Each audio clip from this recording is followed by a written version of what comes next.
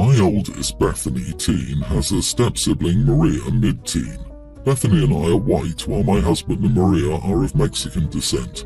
They've been in each other's lives since they were 6 and 7, and overall the relationship is good until recently. Maria's quinceañera is coming up, and my husband and his ex-wife took her to get her dress. The dress and alliterations came to around $3,000. My daughter has been very jealous of the whole party. I informed her it's part of the culture, just like when she had a huge Sweet 16 party with her friends. I spent more time with her to try to make her feel better about it, and got her own cheaper dress for the party. The party was supposed to be in 2 weeks, but my daughter, after an argument with Maria about the TV, scribbled Sharpie all over the expensive dress and ripped the back. Long story short, everyone was angry. I gave money to my husband and his ex to try to get a new dress ASAP. I informed my daughter she would need to get a job and pay back the total price of the dress as punishment. We got into a huge argument over it, and the whole situation isn't fair that I'm choosing Maria and being a huge jerk. Am I the idiot for making my oldest pay back a $3,000 dress she ruined? Edit. I spent a lot for Bethany's Sweet 16 party, around $4,000 for the venue and all that. Maria's party I think is around $6,000 in total, but the cost is split between my husband and his ex, so he really spent about $3,000 on her party. The difference in the dress I got her is a lot. I only spent $450 on a dress she picked for the party. You wear basically a prom dress as a guest to a quinceañera, not a huge fluffy dress that Maria is going to wear. Not the idiot, your teen daughter destroyed someone else's property. It's her responsibility to make restitution. This isn't taking sides, it's good parenting, and it wouldn't be a bad idea to impress on Bethany that if this were the property of someone other than a family member, the police or court system would probably be involved. She's fortunate that her parent is willing to work out a repayment plan with her instead. 100% this. OP is teaching Bethany staying out of jail skills here. She's old enough to understand what she did is wrong. This level of jealousy is also unhealthy, as is the lack of impulse control. At her age, Bethany will find it takes a long time to earn $3,000, but the experience will do her good for finding a job after school or college. Plus, it will teach her the value of money, and depending on the job, may even mature her too. In my state, damaging $3,000 worth of property carries a minimum penalty of 2 years and a maximum penalty of 12, and fines of up to $15,000. She needs to learn her lesson now before she ties this crap on someone other than her stepfamily, who probably doesn't want to see their stepkid go to jail as a teen. She's fortunate they only wanted to pay for the dress. Hispanic of Mexican descent here. I see a lot of comments regarding the cost of the dress and the age of the daughter who did the deed. Both valid points, but we're not devoting enough attention to a very important detail. This girl attacked her whole family. This is an event that is right up there with weddings and funerals, where family members who haven't seen each other in years gather, and to ruin the centerpiece of that event affected many people on a deep and personal level. Personally, I would like to see this girl be made to apologize to the entire party attendees publicly. This will allow her to think about what she did and learn from this experience. Part of moving into adulthood is taking responsibility and making amends. My best friend has long suspected her boyfriend of almost 8 years of cheating on her. We're 22 and nearly everyone in our friend group thought she was being a little bit crazy because her boyfriend seemed like a great guy. So we always just tried to talk her down, tell her to trust him, he's in a busy program at work and things will improve. She was heartbroken when he told her he had fill-in duty, he's a new cop, on Saturday night and couldn't do the couple costume she planned for them. I got invited to a party hosted by a co-worker at the last minute on Saturday and told my friend it would be good for her to go and just get out instead of doom scrolling. We went and it was a huge party and we didn't really know anyone else there, but we had a blast dressed up like last-minute slutty vampires. At about 1 AM, her boyfriend saw it just appeared in the crowd. And when I saw the red football jersey, my heart sank because about a minute later, a girl dressed up as Taylor Swift came up and held his hand. My friend saw it and she immediately ran to the bathroom sobbing. In the bathroom, she went from pleading with God that this wasn't real to out-and-out rage and back again. I told her we needed to leave. She said no, she had to confront him. I asked her if she confronted him, was she going to do something that would end her up in jail? She said maybe, and she was serious. I said we had to leave. She said no. I told her to wait and went to find my co-worker to help him make her leave. We dragged her out and she made such a scene that her boyfriend finally noticed she was at the party and he took off like a scared rabbit. We got to my house and she started pounding shots, so I grabbed her keys and tried to get her to go to bed, and she kept screaming how everyone screws me over, including you. Finally, she fell asleep but woke up hungover and angry that I didn't let her find out what was going on. I said we knew what was going on. He was cheating. She called me a horrible friend for not believing her for the past few weeks. I said I was so sorry. She said I was a major idiot for making her leave because she could have caught him in the act and made a clean break. I said she was scaring me with how she was talking in the bathroom. She said she's an adult and can make her own choices. She said it would be a long time before she could forgive me and left, and I think she's blocked me on everything. I feel bad for the whole situation, and I feel bad that I may have made the wrong decision. Am I the idiot? Not the idiot for removing an intoxicated, upset friend from a volatile situation, but you are so thoroughly the idiot for dismissing her out of hand because her boyfriend seemed like a great guy. People who seem like good people cheat all the time. They don't generally walk around with "I'm a philandering jerk" tattooed on their foreheads. If she had cause to be concerned, as a friend, you should have at least heard her out. It's not likely that your friendship will survive this. I disagree. I suspect that in time your friend will come to understand your position here. Your relationship will get back on track. She's obviously in a heightened emotional state due to the situation with her now ex and the fact she was drinking at the time, so she likely just needs time and space to get some perspective on the matter. Hopefully that's the case, but if it's not, take comfort in knowing this situation is the fault of her cheating partner, and ultimately he, not you, is the idiot. This is quite an understatement. OP and all their mutual friends told her friend to ignore her gut intuition about a guy who she dated for 8 years because he's a great guy. They don't empathize with her, nor do they hear her out. They don't tell her that they have her back if she turns out to be right. They side with the great guy. And, to the surprise of absolutely no one, she was right about a guy she dated for almost a decade. Seriously, OP, what do you think would have happened? Would the friend have clawed his eyes out? Please, the friend would have made a scene, but that would have been a clean and undisputable breakup. We all had friends cause scenes when intoxicated. Yes, it is embarrassing, but if the friend has zero record of violence, it is no cause for concern. OP is you are the idiot for meddling in what does not concern her. My daughter Sophia is a teen and she goes to a private school where a lot more affluent families send their kids. My wife works there, so we get a huge discount on the price. I prefer to send the kids to public school, but our school district stinks a lot, so private it is. I truly don't like how the kids act at that school. The best way is that they are snobby. My breaking point was that my son sent a video of my daughter being extremely rude to a fast food worker. My wife and I discussed it, and we agreed she needed to get a job so she would understand that those people deserve respect and how awful it feels for a customer to be a jerk.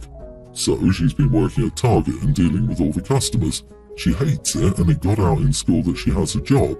This resulted in people not inviting her out like they used to, since she's lame for having a job. My wife wanted to let her quit her job, and we argued about it. I think it's better she learns they were never her friends in the first place, and she should keep her job. My wife thinks I'm an unfair jerk, and Sophia hates me at the moment. Am I the idiot for this? Edit, she's been working there for 2 weeks at this point. Son works for a lawn service company, but it's concentrated in the summer and spring. He chose to work since it's a free workout, his words. My son is 19 and is in college. Not the idiot, but as a former food service worker in high school, I believe that everyone should have to work 1 full year, so you hit all the holidays once, at a food service or frontline store worker, so they are likely to think twice before abusing staff after that. Do something similar perhaps? She has to work for 1 full year, including full-time over the summer. I 100% agree. Everyone in the world should work 1 full year of retail or food service before entering society. While it sucks that your daughter isn't going to as many parties, I think you're correct in that they were never her friends if they think it's lame for a 16-year-old to get a job. Stick to your guns. Your daughter needs to learn that while working isn't always fun, it is essential. Unlike her so-called friends, she doesn't have rich parents to bankroll her life.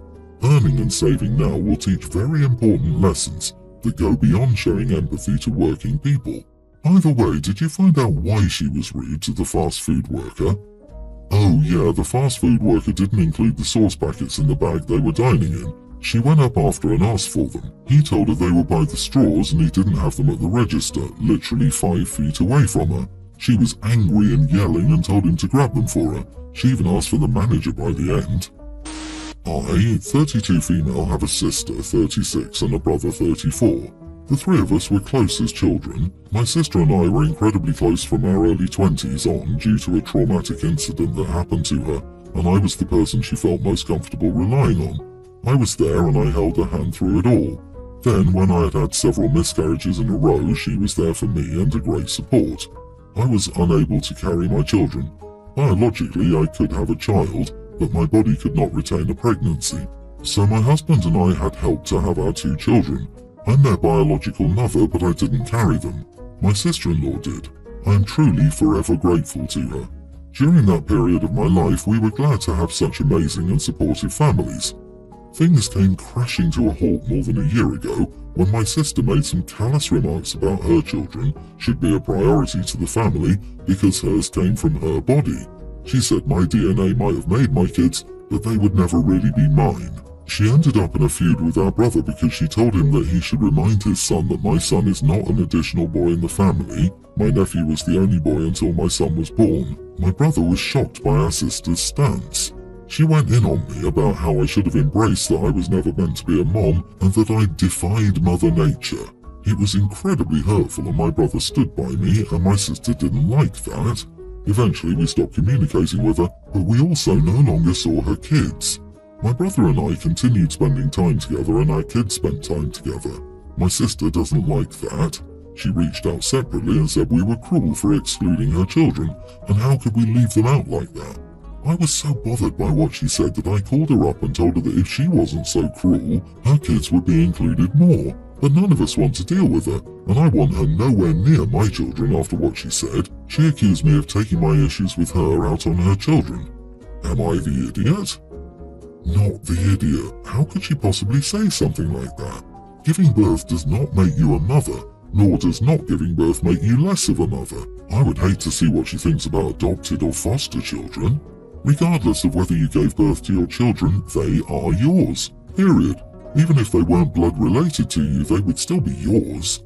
OP doesn't know, but given what the sister tried to convince the brother's son of, it's almost a sure thing that the sister's kids have been primed to treat OP's children as other, and the real objection is getting shut out of being around the brother's kids.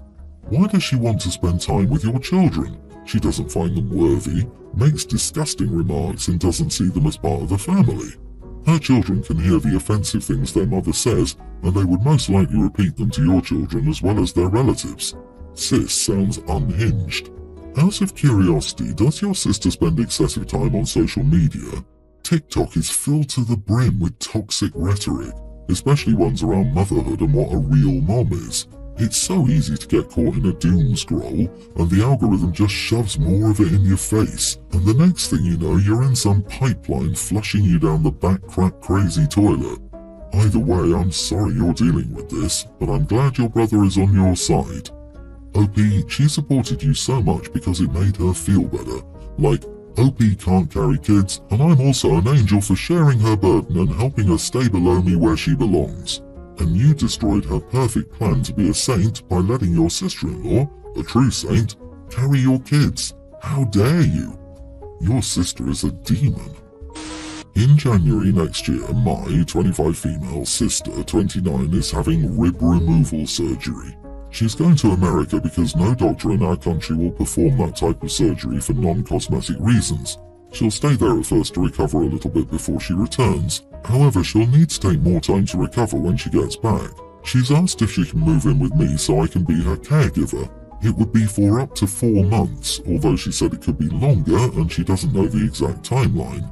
She says her parents can't do it because of their age and the fact that they moved into a building for people who are over 50 this year. She thinks that I will be the perfect caregiver for her because I'm a critical care nurse.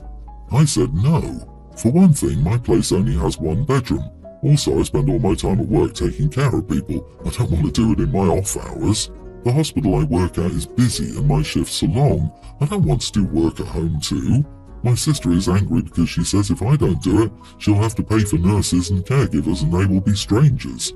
Does my refusing to do any caregiving for her and saying it's not my problem make me the wrong one? Not the idiot. If she can fly to America and pay for medical care there, she can afford a nurse to look after her. Also, with one bedroom, does your sister plan to recover on the living room sofa, or does she expect you to give up your bedroom for months to camp in the living room, all while working full-time? Out of interest, is it for cosmetic reasons only? Has nothing to do with a medical condition? No. Sis is doing a barbecue and is short of ingredients. Another critical care nurse here, and my question is, why would someone need a caregiver after rib surgery? She'll be able to walk, get to the bathroom and kitchen, cook and dress, order groceries or go out herself. Why the heck would she need a caregiver? Is this a big thoracotomy or multiple chest tubes or something? I didn't need a caregiver after I smashed my leg and spent 2 months no weight bearing at age 60. I'd hazard to say that if she's planning on 4 months of recovery, that's a red flag too. In most surgeries you can return to normal activities, possibly with restrictions, within 2 weeks. I think she booked multiple surgeries, and the only thing missing from OP's post is the word influencer. Wow, rib removal surgery. Now that is the height of unnecessary cosmetic surgery. I can see tummy tucks or breast augmentation, but a rib being removed so you can appear to have a smaller waist or to get a smaller waist, that is over the edge psychotic. Yeah, I'd say no to it even if I wasn't a nurse. You know she's going to be demanding most likely and want you to be waiting on her hand and foot. Oh, it hurts to move. Oh, you didn't have a rib taken out. I'd reply, well, you're not Adam. Sister should rather spend all this money on a good therapist.